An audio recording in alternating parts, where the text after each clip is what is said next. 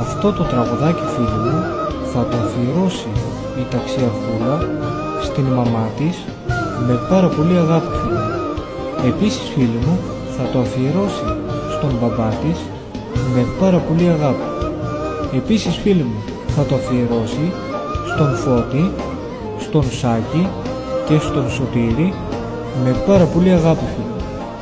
Επίσης, φίλοι μου, θα το αφιερώσει στον παππού της με πάρα πολύ αγάπη. Ντεύλαν και έρθαν το θαυμαστού, τα βέλ, Μιτσέη ταξιαρχούλα, πάντα ζωντανή τα βέλ, Ντεύλαν, πάντα ζωντανή. Σάκη, Φώτη, Σωτήρη, να προσέχετε την ταξιαρχούλα μας. Μέσα στη σιωπή μετρώ στιγμές μου πληγωμένες, μα είναι αμέτρητες πολλές και πικραμένες.